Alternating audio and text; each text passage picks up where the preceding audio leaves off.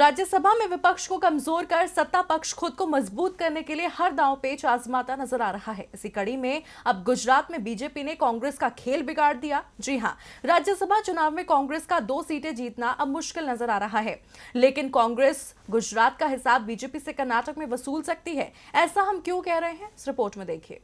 देश में राज्यसभा चुनाव की तारीखों का फिर से ऐलान होने के बाद सियासत में उबाल आ गया है। बीजेपी किसी भी तरीके से खुद को संसद के उच्च सदन राज्यसभा में मजबूत करना चाहती है। इसके लिए वो विपक्षी दल को कमजोर करने में जुटी है, तो वहीं विपक्षी दल कांग्रेस हर राज्य में निराश होता नजर आ रहा है। गुजरात में एक के बाद एक कांग्रेस के 8 विधायकों ने पार्टी से किनारा करके राज्यसभा चुनाव के समीकरण बिगाड़ दिए हैं।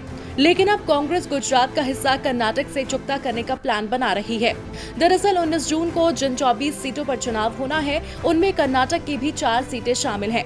फिलहाल अगर कर्नाटक विधानसभा का समीकरण देखा जाए तो कर्नाटक विधानसभा में 225 सीटें हैं, जिनमें बीजेपी के 116, कांग्रेस के 68, तो जेडीएस के 34 विधायक हैं। इसके अलावा बीएसपी का 1 विधायक, 2 निर्दलीय, 1 स्पीकर और 1 नामित सदस्य हैं। 2 सीटें खाली हैं, लिहाजा 1 सीट जीतने के लिए 45 वोट की जरूरत है। अब संख्या बल के आधार पर विधानसभा अध्यक्ष समेत 117 सीटों के साथ बीजेपी 2 सीटें तो आसानी से जीतती दिखाई दे रही है, वहीं 1 सीट पर कांग्रेस की जीत पक्की है।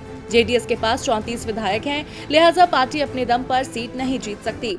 ऐसे में कांग्रेस और जेडीएस चौथी सीट को मिलाकर अपने नाम करना चाहती हैं।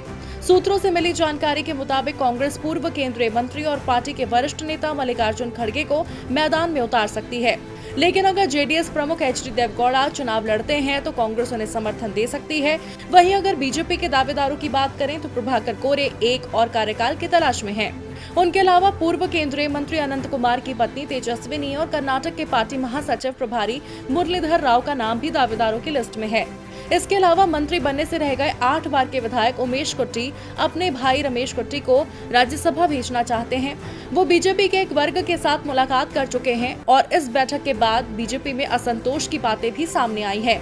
देखना दिलचस्प होगा बीजेपी राज्यसभा में कितने उम्मीदवारों को चुनावी मैदान में उतारती है। डीबी लाइव की रिपोर्ट।